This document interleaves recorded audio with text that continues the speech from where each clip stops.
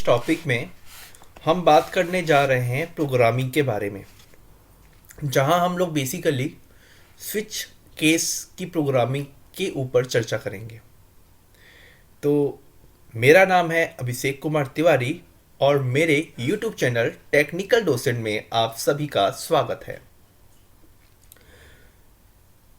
इस प्रोग्राम की रचना के बारे में हम आज डिस्कस करेंगे कि किस तरह से इसे बनाया गया है और इसमें क्या क्या यूज़ किए गए हैं, कौन कौन से कीवर्ड यूज़ किए गए हैं, उसके बारे में हम आगे चर्चा करते हैं। तो हम चलते हैं प्रोग्राम की ओर। ये है देव C++। ये एक प्रकार का सॉफ्टवेयर है जिसमें हमने इस प्रोग्राम को बनाया है। ये स्विच केस पर आधारित ये प्रोग्राम है जिसमें हम लोग वॉवेल के लिए इसका यूज़ कर रहे हैं। ठीक है, यहाँ पर मैं कमेंट और दे देता हूँ।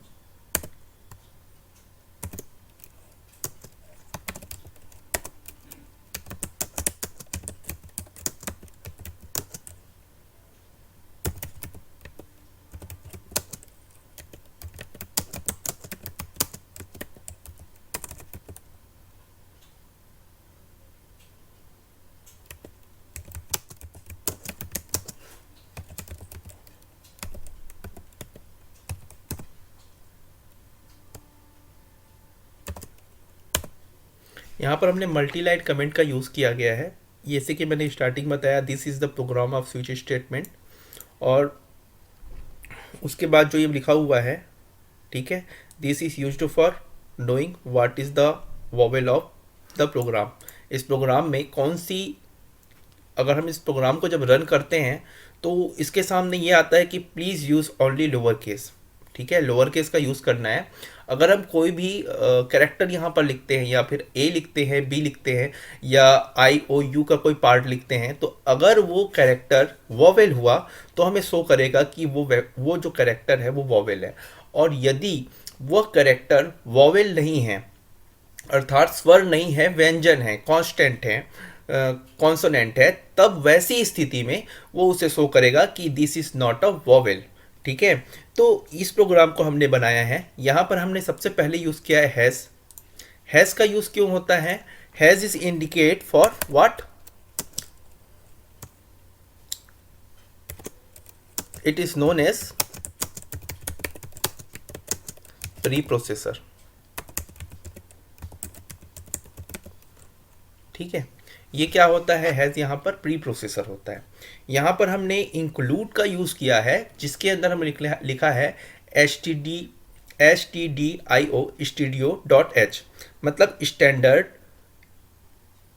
std का मतलब हो गया स्टैंडर्ड और io का मतलब हो गया input output dot header file. ये एक प्रकार की लाइब्रेरी फाइल है।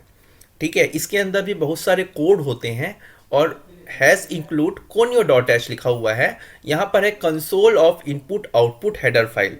यहाँ पर भी इनपुट आउटपुट के बहुत सारे प्रोग्राम होते हैं, तो उन सबको एक साथ एग्जीक्यूट करने के लिए, मतलब इस प्रोग्राम के ये मेन फंक्शन को स्टार्ट होने से पहले, इस मेन फंक्शन के स्टार्ट होने से पहले हमें इसे लिखना होता है, ताकि हम इसके अंदर जो भी सोर्स कोड है उसे पहले प्रोसेस कर सके, ताकि हम उसके अंदर उपयोग हुए फंक्शन को रैंडमली यहाँ यूज़ कर सके। जैसे कि standard input output header file का प्रिंट एफ है, जो ये प्रिंट एफ फंक्शन है, स्कैन एफ फंक्शन है, ये दोनों फंक्शन ही यूज़ हो रहे हैं इसके कारण, क्योंकि standard input output header file के अंदर ही प्रिंट एफ फंक्शन और स्कैन एफ फंक्शन को डिफाइन किया गया है। तो बात करते हैं यहाँ पर हम लोग इस प्रोग्राम की। अगर इस प्रोग्राम पे ही चर्चा करते हैं तो यहाँ पर सबसे बड़ी बात होती है, यहाँ पर मैंने वाइड ना लिखकर इंट यूज़ किया है। यह मेन फंक्शन स्टार्ट होता है। मेन फंक्शन के अंदर हमने लिया कैरेक्टर जिसका नाम दिया CH, और यहाँ पर please use only lower case and inter a character, ऐसा मैंने एक ऑप्शन दे दिया है। अब सपोज दैट हमें इसे और बेटर रखना है तो हम /n कर देते हैं। /n का मतलब होता है न्यू लाइन। ठीक है, और यहाँ पर भी मैंने /n लगाया ताकि ये पहले लिखा जाए, उसके बाद नीचे में इंटर कैरेक्टर लिखा है और यहाँ पर अपन कोई कैरेक्टर ले सकें। ठीक है। स्कैन एफ का यूज किया गया है, %c यूज किया गया है, %c का यूज हुआ है, इसका मतलब कैरेक्टर का यूज हो रहा है क्योंकि हमने यहाँ पर वेरिएबल को डिक्लेयर किया है। ठीक है, वेरिएबल डिक्लेरेशन, यहाँ पर हमने वेरिएबल को डिक्लेयर किया है। यहाँ पर से आगे ये स्कैनएफ लिखा हुआ है, %c यूज किया गया हुआ है ताकि करेक्टर को बताया जा सके, आइडेंटिफाई किया जा सके, और एड्रेस ऑफ ch यूज किया गया है, मतलब इस करेक्टर के एड्रेस को इस %c आइडेंटिफाई के हिसाब से स्कैनएफ मतलब कि इनपुट किया जाएगा।